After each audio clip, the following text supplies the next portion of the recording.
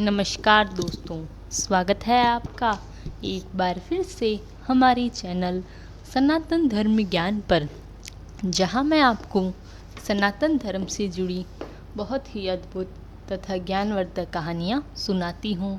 यह कहानियां आपके जीवन के लिए बहुत ही लाभदायक तथा ज्ञानवर्धक होती हैं। इन कहानियों को सुनने के बाद आपके मन में हो रही परेशानियों, चिंताओं इत्यादि सभी समस्याओं का समापन हो जाता है। आज मैं आपको श्री नीम करोली महाराज जी के चमत्कारों की ऐसी ही एक अद्भुत कहानी सुनाऊंगी।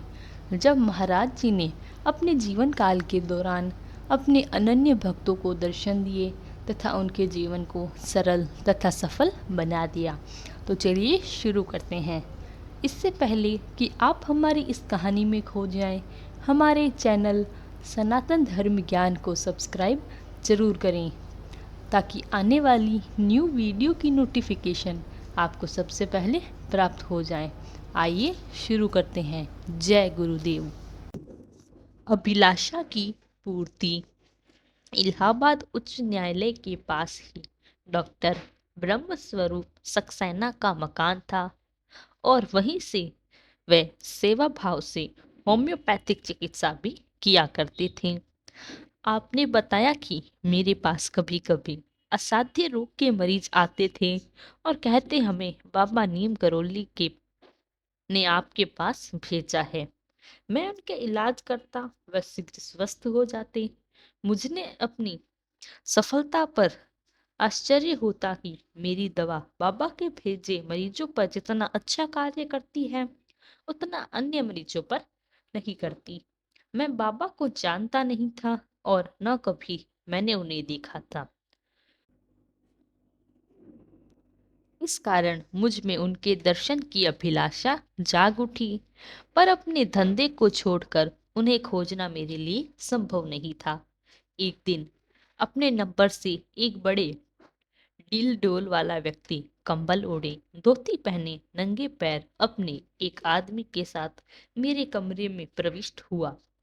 बिना किसी दुआ सलाम की वह मेरे सामने खड़ा हो गया। पूछने पर उसने बताया कि वह हथेली में कुछ गर्मी महसूस करता है।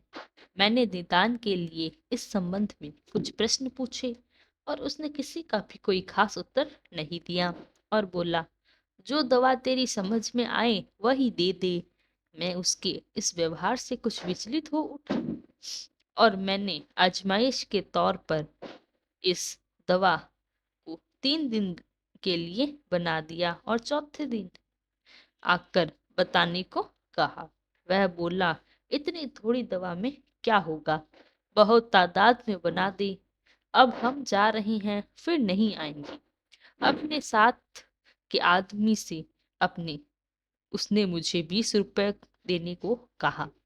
मैंने उसकी वेशभूषा और बोलने के ढंग से अनुमान लगाया यह अवश्य कोई बाबा है, पर इसका समय कार्य की व्यवस्था के कारण ध्यान में नहीं आया वह नीम करोली महाराज जी भी हो सकते हैं। मैंने इस बड़ी शीशी से दवा भरकर दे दी। उस आदमी ने 10 रुपए के 2 नोट मेरी मेज पर रख दिए। मेरे मना करने पर भी कि मैं साधुओं की दवा के पैसे नहीं लेता, वह नहीं माना। दवा लेकर वह दोनों चले गए। मैंने उसी समय उन नोटों को दान पेटी में डाल दिया। इसके बाद जब दूसरा मरीज मेरे कमरे में आया तो वह साधारण शिष्टाचार के बाद स्वहते बोला, आप जानते हैं जो अभी कमरे से बाहर गए वह कौन थे? मेरी अनभिज्ञता पर उसने बताया कि बाबा नीम करोली थे। भारत की इस यह महान विभूति आपके द्वार 2 घंटे अपने नंबर की प्रतीक्षा में बैठी रही।